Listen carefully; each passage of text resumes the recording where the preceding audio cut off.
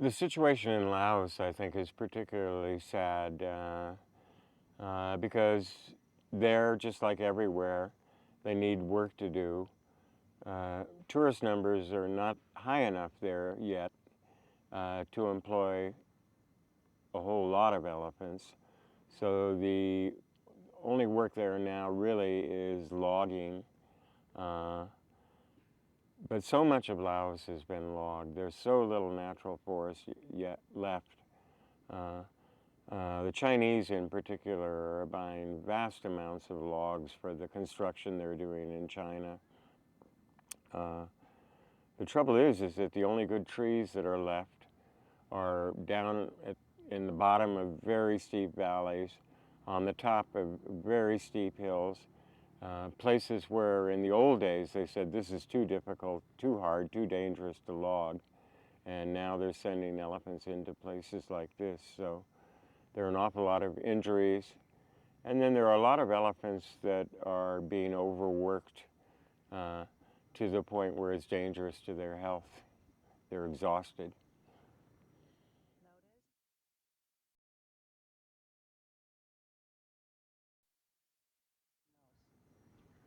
You'd really have to, I think it's about 800, but much better to do what Gilles and Sebastian told you there. Mhm.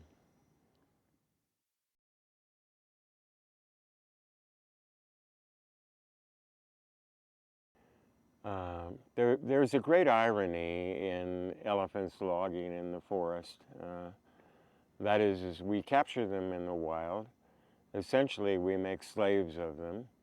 We put them to work cutting down the forest for our own purpose.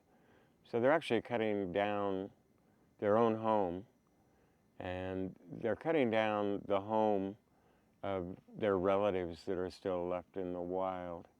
And that's incredibly ironic, incredibly sad. I, I think you could even say it's tragic.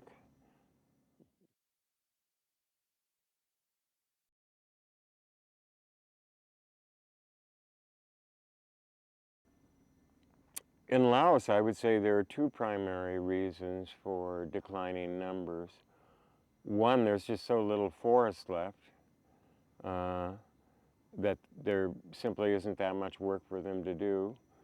Also, Laos, like Thailand, has got a much better road network, so they don't need elephants nearly so much for transportation as they used to do. And, uh, and also now in Laos, like Thailand, it's illegal to capture wild elephants. They're protected. Uh, but in Thailand, people will breed elephants because you can take your 3-year-old elephant calf and make a lot of money out of tourism just because the calf is so cute, so adorable. But again, Laos doesn't have the tourists, so an elephant calf doesn't have nearly the same value it has in Thailand. And in point of fact, there are a lot of elephant calves from Laos and even more from Burma that are brought illegally into Thailand where they can work in the tourism trade.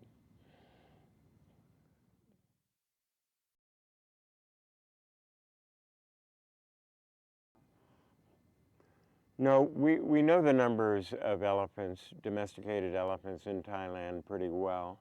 And any calves that are brought in illegally are soon made legal using various tricks and subterfuges. Uh, for example, you take a calf you brought in illegally from Burma, put it with an adult female, and you say, ah, that's their baby.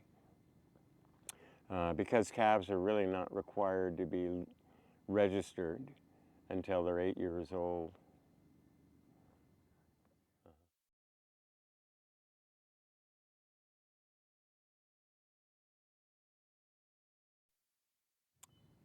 I don't think you could say that elephants in Laos are on the verge of extinction. Um, Numbers are still reasonably high, and you have to consider the elephant's extremely long lifespan uh, because their average age of death is probably 55 or 60 years old. Some of them get into their 70s. Rarely they even get into their 80s. So the actual animals are not going to die. So at some point in the future, if government helps, if the populace helps, and if there's more work for them to do, I think the population could stabilize. It certainly has in Thailand. Numbers are not going dramatically up, but also they're not going dramatically down. I think numbers are pretty constant.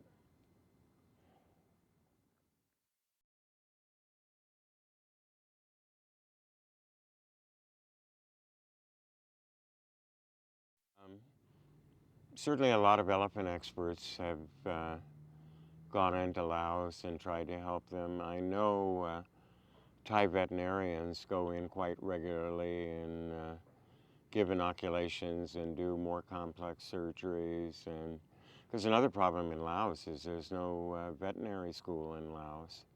So if you want a real trained veterinarian, they have to train overseas, and virtually nobody gets that chance because it's so expensive to study overseas. So yeah, Thailand is providing a lot of help. And also Thailand has gotten very good at trying to prevent illegal border trade, whether it's with Laos or with Burma.